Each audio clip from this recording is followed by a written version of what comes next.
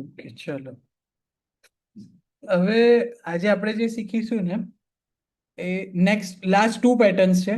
હવે આ બે પેટર્ન પછી આપણે બીજી કશી પેટર્ન હવે શીખવાની નહીં રહેતી. પછી આપણે ઇન્ડિકેટર્સ ચાલુ કરીશું, બરાબર? આરએસઆઈ ને બધા જે છે એ બધું ચાલુ કરીશું. અત્યારે જે પેટર્ન્સ રહી છે એમાં સૌથી પહેલી છે આપણી જોડે head and shoulder.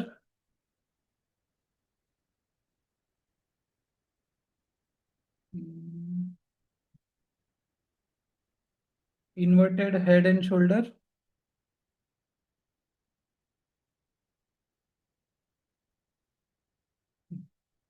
Cup and handle, અને same inverted cup and handle. બરાબર? હવે એક એક કરીને આપણે બધી પેટર્ન જોઈએ. જો હેડ એન્ડ શોલ્ડરમાં શું છે, તમને હેડ એન્ડ શોલ્ડરમાં છે ને અહીંયા પેટર્ન્સમાં જશો ત્યાં અહીંયા મળશે એક હેડ એન્ડ શોલ્ડર પેટર્ન. બરાબર? એટલે એક વાર જોઈએ શું છે. જો હેડ એન્ડ શોલ્ડરમાં કેવું હોય,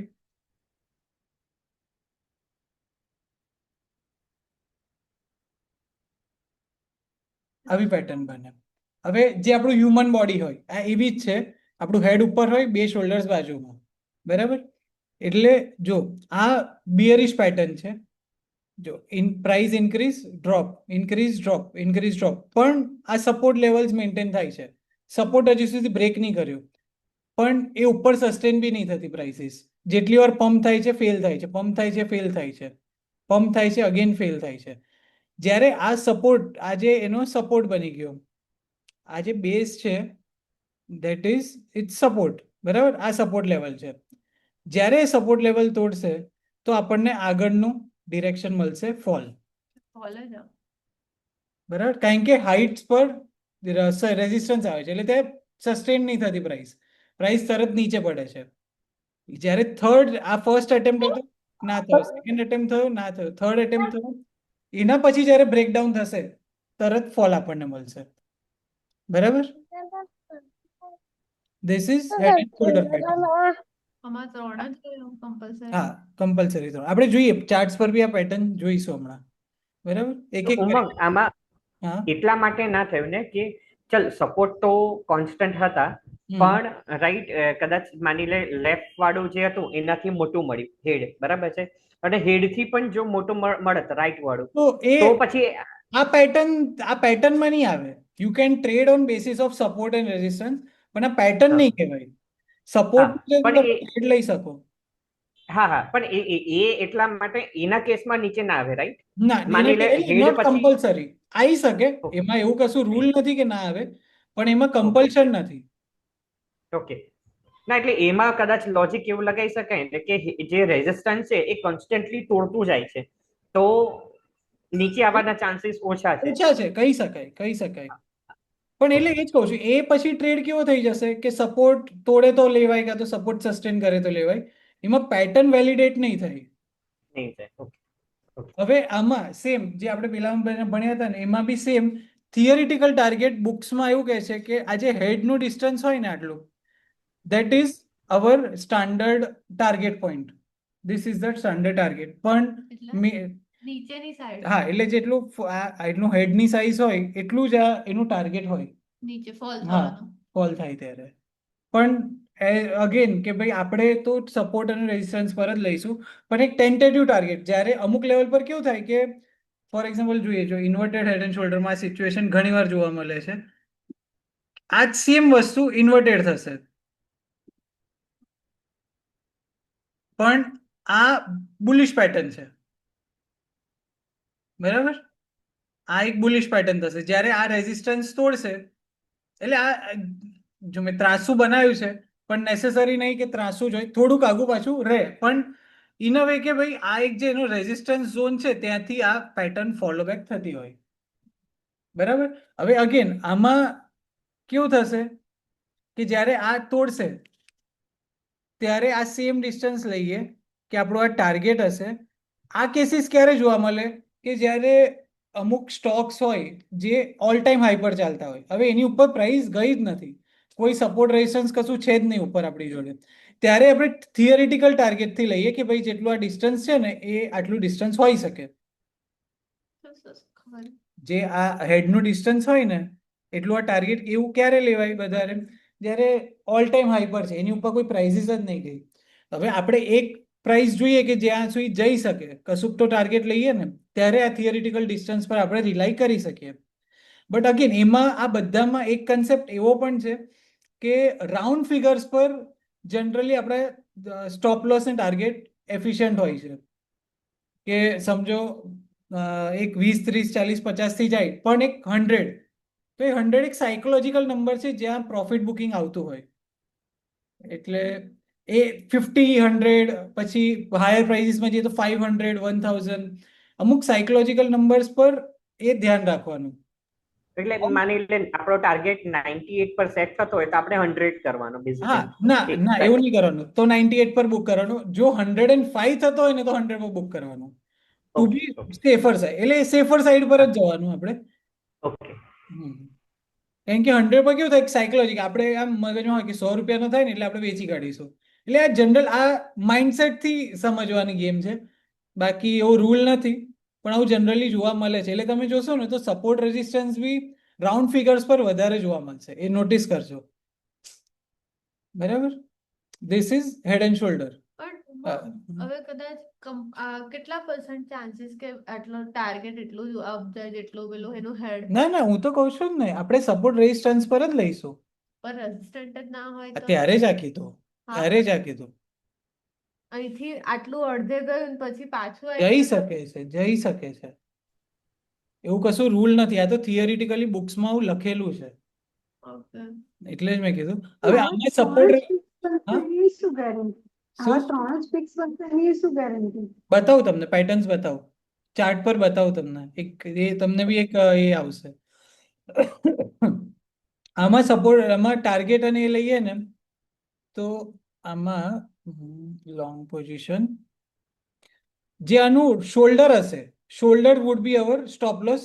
એની ઉપર જે આપણું ટાર્ગેટ થાય એ આપણું ટાર્ગેટ, જ્યાં બી આપણું સપોર્ટ રેઝિસ્ટન્સ જ્યાં બી આવતું હોય ત્યાં સેટ કરી દેવાનું.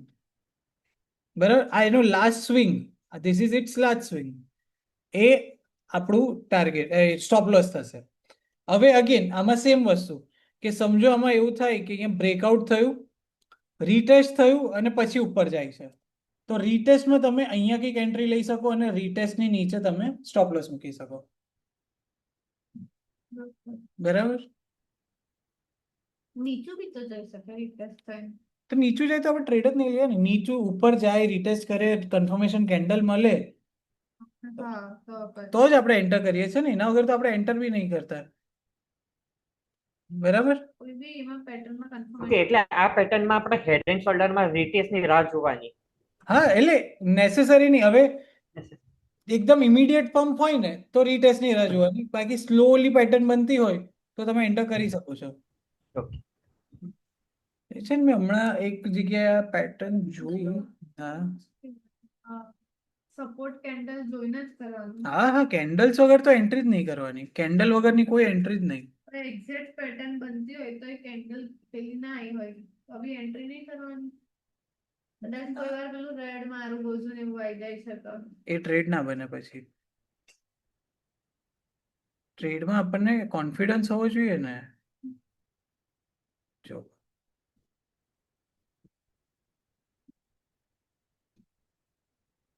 જો અહીંયા હું ચાર્ટ પર બનાવું છું. ઉમંગ, મને લાગે છે સુખીને એ મળી છે પણ એમાં વધારે ટાઈમ સસ્ટેન ના થઈ. લાઈક એ એક ફોટો મોકલે છે. જો અત્યારે મારી સ્ક્રીન પર મેં એક હેડ એન્ડ શોલ્ડર બનાવ્યું છે, જુઓ. એ એકવાર છે ને આ જગ્યાઓ જોજો, હું ડિલીટ કરું છું તો તમને પેટર્ન દેખાય. આ પેટર્ન છે, બરાબર. હવે જો એમાં રીટેસ્ટ કર્યું અને ઉપર. ઘણી વાર એવું થાય રીટેસ્ટ ના બી કરે, પણ હવે આ બધી પેટર્ન્સમાં છે ને મલ્ટિપલ પેટર્ન્સ દેખાશે તમને. જો આ ડબલ બોટમ છે, જો આ ડબલ ટોપ છે. એટલે હવે આ ટાઈમ ફ્રેમની કેમ થઈ છે કે હાયર ટાઈમ ફ્રેમ પર ઇટ ઇઝ બુલિશ. આ પેટર્ન બી એવી જ કે જો આ ડબલ બોટમ છે, ના ડબલ બોટમ. પણ આ પછી ઇન્સર્ટ હેડ એન્ડ શોલ્ડર થઈ ગયું. ઇન્વર્ટેડ ક્યાં થયું? Sorry inverted. આ આ આ થયું જ ને. આ સપોર્ટ પર બની છે. આ ઉપરની આ હેડ આ શોલ્ડર જેવું શોલ્ડર તો હોવું જોઈએ. આ શોલ્ડર નું હાઈટ જો, બે શોલ્ડર આમાં હોય આપણા શોલ્ડર ના લેવલ પર હોય. કે એટલે શોલ્ડર બી બેલેન્સ હોવા જોઈએ. એવું નહીં કે ભાઈ એક શોલ્ડર ગમે તેવો છે ને બીજો ગમે તેવો. હું જોઈ લઉં સુખીનો એક ચાર્ટ. કઈ જ નહીં. હા, આને કહી શકાય. કહી શકાય. બરાબર. મોકલ્યું છે? એટલે એ લોંગર હું એટલે મારો ક્વેશ્ચન છે કે લોંગર ટાઈમ માટે નીચે સસ્ટેન ના થયું પછી પાછું ના ઉપર જતું રહ્યું. ના કરી શકે. હવે એનું ટાર્ગેટ એનું સપોર્ટ નીચે બનાવો તો ખ્યાલ આવશે કે ભાઈ ક્યાં આગળ એનું ટાર્ગેટ છે. ઓકે. હવે જો આ જ એક્ઝામ્પલ જોઈએ. હવે એમાં તમે જો આ સપોર્ટ ક્યાં હતો, આનો આ રેઝિસ્ટન્સ ક્યાં 161 રૂપીસ પર હતું, ત્યાંથી 261 જઈને આવ્યું છે.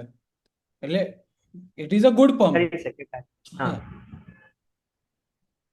બરાબર. ખ્યાલ આવ્યો આ પેટર્ન? આપણે પહેલા બે પેટર્ન જોઈ લઈએ, પછી આપણે બેવનું આપણે એક્ઝામ્પલ થોડું સ્ટડી કરીએ. બરાબર. હેડ એન્ડ શોલ્ડર ખ્યાલ આવ્યું? Inverted head and shoulder is bullish, head and shoulder is bearish. Correct? Yes correct. હવે જો હવે છે next cup and handle pattern. Cup and હેન્ડલમાં કદાચ આનું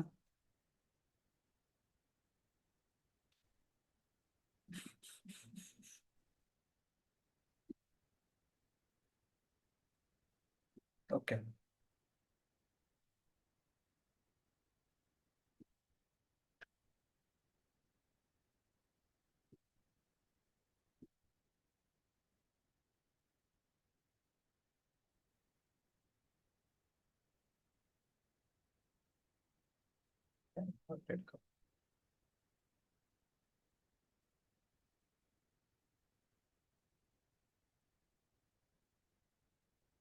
હેન્ડલ તો આમ આડું ના હોય તો શાંતિ.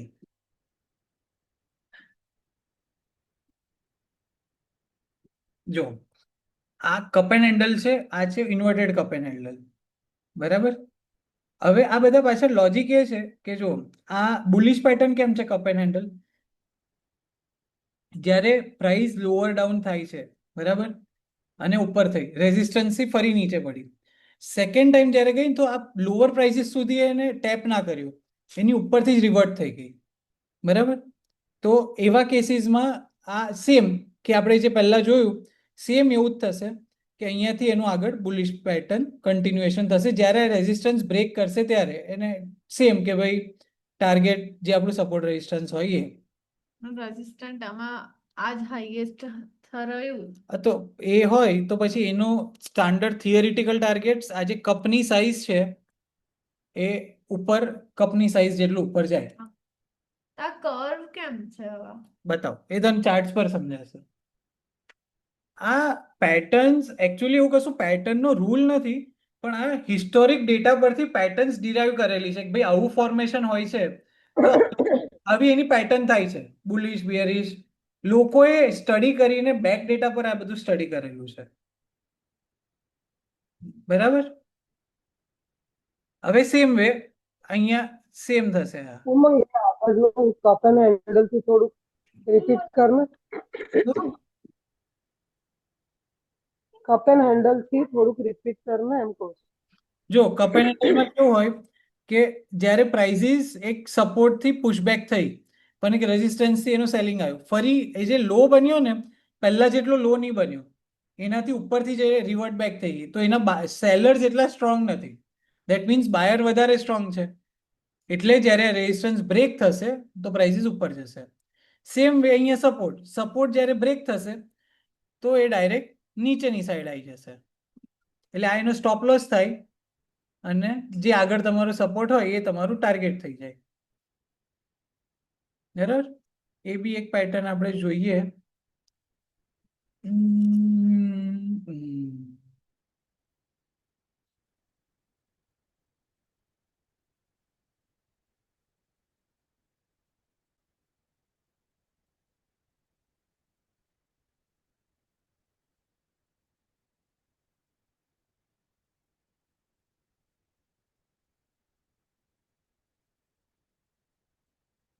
એટલી પરફેક્ટ નથી પણ જોઈએ.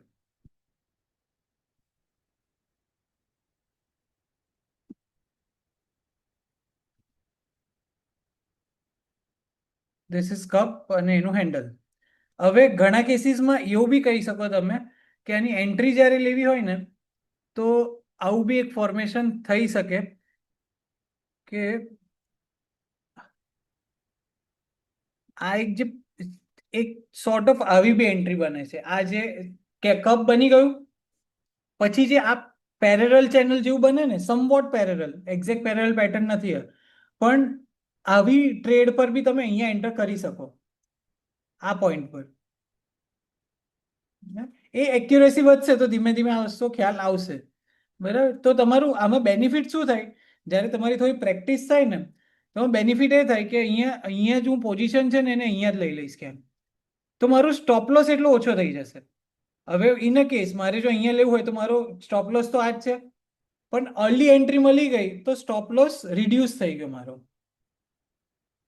આ એનો બેનિફિટ કે અર્લી એન્ટ્રી મળે જ્યારે કપ બની ગયો છે, પેરેલલ પેટર્ન છે તો તમે અહીંયા જ કંઈક એન્ટ્રી લઈ શકો એ વસ્તુની તો સ્ટોપ લોસ રિડ્યુસ થઈ જાય આપણો.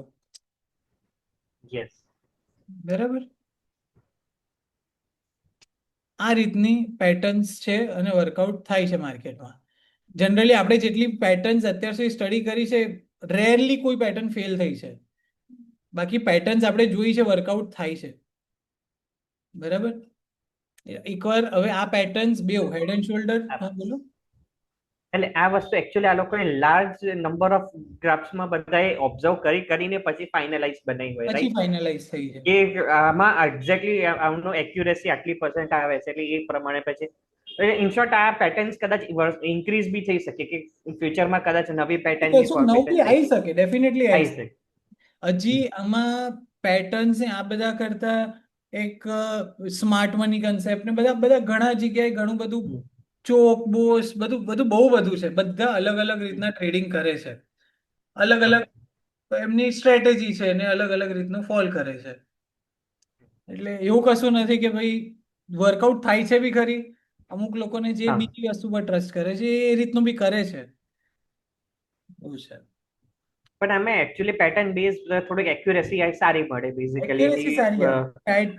હા. એમાં સૌથી મેઇન પેટર્ન્સ કરતા બી મેં આટલા વખતના એક્સપિરિયન્સથી જોયું છે જે સપોર્ટ રેઝિસ્ટન્સ પર જે ટ્રેડ મળે ને એટલે તમારા સપોર્ટ રેઝિસ્ટન્સ તો પરફેક્ટ હોવા જોઈએ. કારણ કે બધું જ એના ઉપર ડિપેન્ડન્ટ છે. તમારું stop loss, targets, entry, candle sticks આ તે બધું જ સપોર્ટ રેઝિસ્ટન્સ પર ડિપેન્ડન્ટ છે. એટલે એમાં કારણ કે એમાં કેવું થશે કદાચ સપોર્ટ તમે ખોટો ચૂઝ કર્યો તો તમે એન્ટ્રી કરી લીધી પણ એકચ્યુઅલ સપોર્ટ તો નીચે હતો તો એ બધા ચાન્સીસમાં સ્ટોપ લોસ જ થશે ને, બીજું શું થશે? હા હા એક્ઝેક્ટલી. એટલે એક્યુરેસી એમાં સૌથી વધારે હોવી જોઈએ. હવે ટાર્ગેટ સેટ કર્યો પણ એ ટાર્ગેટ હતો ને એની પહેલા જ રિવર્ટ બેક થઈ ગયું ત્યાં કંઈક બીજો ટાર્ગેટ હતો અને ખોટું માર્કિંગ થયું છે તો રિવર્ટ બેક થઈ જશે પ્રાઇસીસ.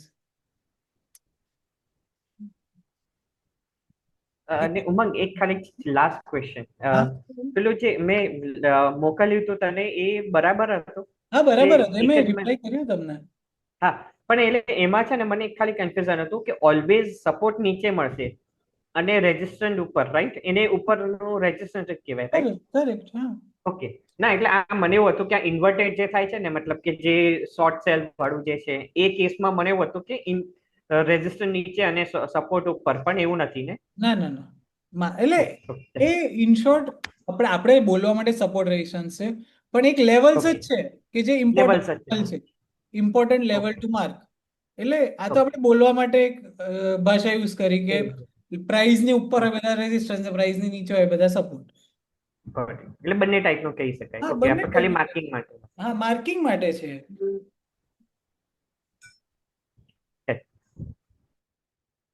કઈ પેટર્ન છે સુખિયા? આ કપ એન્ડ હેન્ડલ માં આવશે? ના ના આવે. કપ ક્યાં છે આમાં? તો ચાય નહીં ભરાય. નીચેનું લાંબુ થાય છે અને પછીનું હેન્ડલ જેવું નાનું થાય છે. કપ આખું કવી હોય. જો મારું આ જે છે આખું કપમાં ચા ભરાય એવું હોય. સિલેક્ટ કર્યું રેલ વાળું. જો આ છે ને 1 1 2 3 4 5 6th ઓપ્શન છે. આ તો બ્રશ ને એવું દેખાતું હશે, એમાં આ આર્ક છે. આર આર્ક છે કાં તો કવથી બી થાય છે બનતા સુધી. કવથી બી થાય છે. એ કવ કાં તો આર્ક તમે યુઝ કરી શકો છો આમાં. એકવાર ફિગર આઉટ કરો, તમે બધા પ્રેક્ટિસ કરો એકવાર આ ચાર્ટ્સની.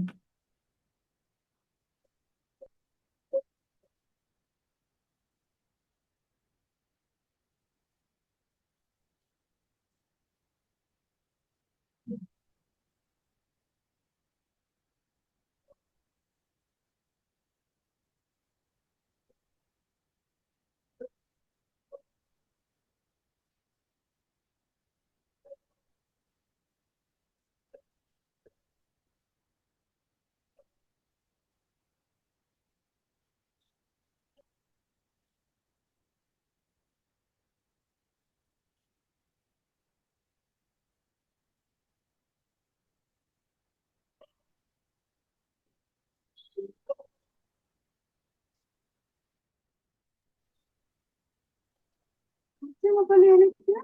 નાનકડો કપ બને છે. શું? આજે મોકલ્યું એને. એક ફરી મિનિટ. વાર જ મોકલ્યું. હા, લોડ કરું છું, એક જ મિનિટ.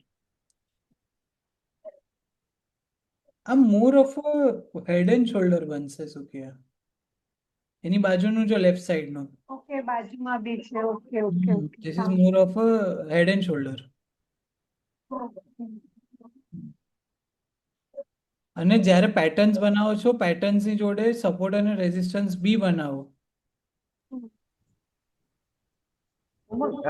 મારામાં એક કપ જેવું થોડુંક તો હું મોકલું છું, ફોર્મેશન થાય છે, પણ એ અપ થોડા ટાઈમ પછી જાય છે, લાઈક થોડુંક રીટેસ 2-3 વખત વાગે છે ને પછી અપ જાય છે. તો મોકલો તો એકવાર એ કરું. મોકલું. આર્કમાં જ હોય છે.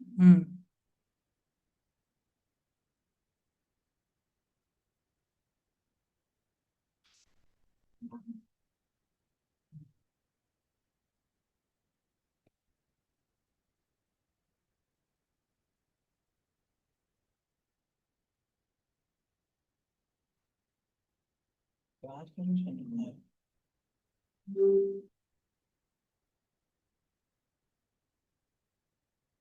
બીજું કરવું હોય તો ફરી. આ તો બરાબર છે, હેડ એન્ડ શોલ્ડર.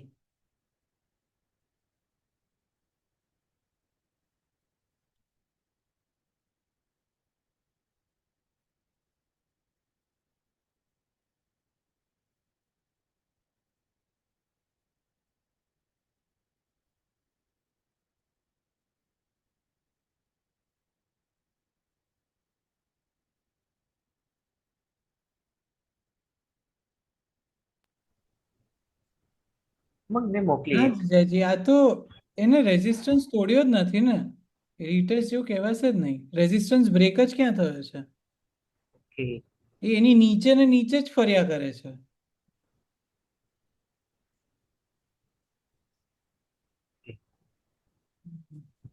એકચ્યુઅલી એવું બી થાય છે કે કપ પેટર્ન મળે છે પણ એનું રેઝિસ્ટન્સ તોડતું જ નથી. એ પછી આમ જ થયા કરે છે. ના, તો એ આપણા માટે પછી કન્સિડર નહીં કરવાની. ઓકે, પણ એવું ના થાય કે આપણે વેટ કરીએ, આપણે વેટ કરીએ, એ રેઝિસ્ટન્સ જ્યારે 2-3 વખત થઈને પછી તોડે તો પછી આપણે લઈ શકાય, એવું થાય કે એવું ના થાય? ના, એ પેટર્ન ઇનવેલિડેટ થઈ જશે. ઓકે. પેટર્ન ઇનવેલિડેટ પણ આપણને જે એન્ટ્રી પોઈન્ટ છે તો એમાંથી એ પછી બ્રેક જ નહીં થતું એનું રેઝિસ્ટન્સ, તો પછી આપણે આ લેવાનું જ નહીં આવતું. ના, નહીં બરાબર? લેવું. હા, જી. બધા સમજ છે ને, પણ પછી ઉપર જતું નહીં સપોર્ટ, એટલે બધા સાઈડ જ ઉપર જાય. જતું જ નહીં. હમ. આ તો ઉપર જ એનું રેઝિસ્ટન્સ છે. એ તો થશે જ એ નહીં. જ ઉપર એનું કારણ કે રેઝિસ્ટન્સ તોડતું જ નથી, નીચે જોવું. રેઝિસ્ટન્સ. અને આ બધી પેટર્ન્સ તોડે. આપણે અહીંયા પછી આ થયું બરાબર, અહીંયા એન્ટ્રી કરી. એ જ સમજાવું છું. હવે જો એક ચાર્ટ છે, બધાને ક્લિયર થશે આ ડાઉટ. હવે જો નિશી એક ચાર્ટ મોકલ્યો છે છેલ્લો. હવે એને કપ એન્ડ હેન્ડલ પ્રોપર બનાવ્યું છે, બરાબર. બટ ધ ઇશ્યુ ઇઝ કે 11,800 પર એનું રેઝિસ્ટન્સ છે, જો ઉપર એક પ્રાઇસ રિજેક્શન છે ઓલરેડી. તો જ્યારે બુલિશ પેટર્ન્સ તમે ફિગર આઉટ કરો ને, તો એ ચાર્ટના લોઅર લેવલ્સ પર જ હોવી જોઈએ, કે સપોર્ટની નીચે, ખબર ના પડી. એક રેઝિસ્ટન્સની નીચે જ્યારે આ પેટર્ન્સ બનશે ને, હા. એટલે સમજો ઉપર રેઝિસ્ટન્સ છે, સપોર્ટ છે, તો જ્યારે નીચેના લેવલ્સ પર છે ને, તો તમને અપસાઇડ વધારે મળશે. પણ બાજુમાં એવું જ છે, જો રેઝિસ્ટન્ટ છે એના નીચેના લેવલ પર હા આ મને ના ખબર. એ રેઝિસ્ટન્સની નીચે છે ને, હા જ્યારે આ રેઝિસ્ટન્સ આગળ બની હોત ને પછી બ્રેક થાત તો એ યુઝફુલ થાત. અત્યારે રેઝિસ્ટન્સ કેટલું છે? આ 200 રૂપીઝનો રેઝિસ્ટન્સ, એટલે 11,000 સામે બસો, એટલે ધીસ ઇઝ નથિંગ. ખબર પડી. આ પેટર્ન આવું મગ આ બધાને સમજાય છે, બરાબર? તો આ જ રેઝિસ્ટન્સની નજીક છે આપણે જ્યારે બનાવીશું ત્યારે આ પાછળ વાળું તો હોય જ નહીં ને, કે આ વાળું અરે એ તો હું કહેતો જ નહીં, એ છોડ દે. અત્યારે છે તો રેઝિસ્ટન્સ ક્યાં છે? અત્યારે આવું જ બન્યું છે, હા રેઝિસ્ટન્સ ક્યાં છે? આ તો કેટલું ડિસ્ટન્સ થયું? થોડું જ. તો એના માટે ટ્રેડ લેવાય? ના. રેઝિસ્ટન્સ એકદમ નજીક હોય તો ટ્રેડ નહીં લેવાનો. યસ, શું કહો છો જીજાજી? આવું મગે એ જ ના ખબર પડે તો એ એક્સપ્લેન કરે, એ ખ્યાલ ના આવે. એક જ મિનિટ. જો એ ચાર્ટમાં છે ને 11,600 પર એને પેટર્ન બનાવી છે, બરાબર? હા. પ્રાઇસ જોશો તો હવે એની હા. ઉપર જો 11,800 પર એનું રેઝિસ્ટન્સ છે, જો પહેલી વાર બી એનું રિજેક્શન મળ્યું છે, તો જ્યારે Okay, એટલું okay. નજીક છે તો એવા હમ. ટ્રેડ લેવાનો કોઈ મતલબ જ નથી. ઓકે, એ વધારે એમાં પ્રોફિટ વધારે ના થઈ હા, શકે. એક્ઝેક્ટ. ઓકે, એના કરતા સ્ટોપ લોસ ડબલ થઈ જાય છે. Correct correct. યસ. જો જ્યારે એ રેઝિસ્ટન્સની આગળ બની છે પેટર્ન, બરાબર? જો પહેલા જો તો 11,600 આમાં રીટેસ્ટમાં એને પાસ કર્યું એવું કેમ? શું એ તો ખરું. રીટેસ્ટમાં એને પાસ કર્યું કે પછી એને પેલું ઉપર એવું ઇકો થાય છે, અવાજ ઇકો થાય છે, મને નહીં ખબર પડતી.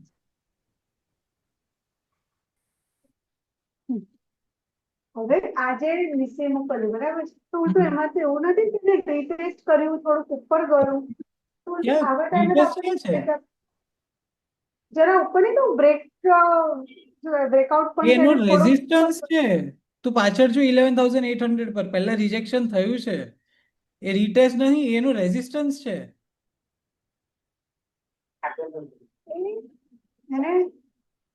11,000 આ બાજુ લેફ્ટ સાઈડ જો આમ બરાબર એ જ લેફ્ટ સાઈડ 11,800 ઉપર એ રેઝિસ્ટન્સ અને લેફ્ટ સાઈડ એ જે પેટર્ન બની છે લેફ્ટ સાઈડ હા એ ઉપર કેટલું ગયું છે મેક્સિમમ ઓકે 11,800 હા 11,800 એટલા ગયું માટે છે. થોડી આપણે નીચે ડબલ હું શું કહું છું 11,800 તો ઇમિડિયેટ જે એનું મળ્યું છે એમાં એ છે, પણ આગળ એનું પાસ્ટમાં ચેક કરીએ તો ઉપર ખાસું ગળું જો પણ મારી શકે ને. સ્ક્રીન પર અલ્ટ્રાટેક સિમેન્ટનો ચાર્ટ મેં ઓપન કર્યો છે.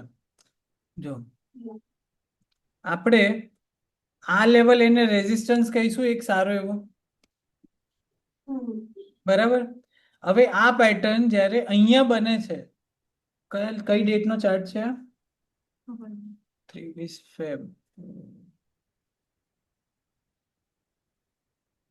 અહીંયા કંઈકનો ચાર્ટ છે, આ ચાર્ટ તે બનાવ્યો છે. જો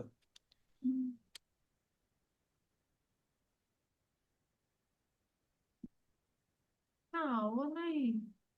ટાઈમ ફ્રેમ અલગ છે, હા આ જ. આ જ છે, 1 અવરના ચાર્ટ પર છે, આ જ.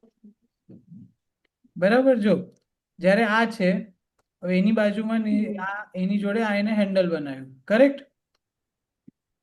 હવે આ નહીં, એની બાજુનું બી અલગ છે. જો જો મારું બોલું સમથિંગ આવું જ છે, બરાબર? કે કદાચ આની પાછળનો લેવલ હશે. આવું જ છે પેટર્ન. જો હવે એકવાર કન્સેપ્ટ સમજીએ. હવે આ જગ્યાએ કેવું થાય છે, આ એનું લોકલ એક અગેન એક રેઝિસ્ટન્સ તો છે જ, બરાબર? જ્યાં પેટર્ન બની. હવે આ પેટર્નના બ્રેકઆઉટ પર હું ટ્રેડ લઉં તો આપણી જોડે અહીંયા ઇમિડિયેટ રેઝિસ્ટન્સ છે. હવે અહીંયા હું અહીંયા કન્ફર્મેશન લઉં, અહીંયા કંઈક એન્ટ્રી કરું, મારી જો સ્ટોપ લોસ આટલો મોટો થાય છે, જ્યારે મારું ટાર્ગેટ તો આટલું જ થશે. ખબર પડી?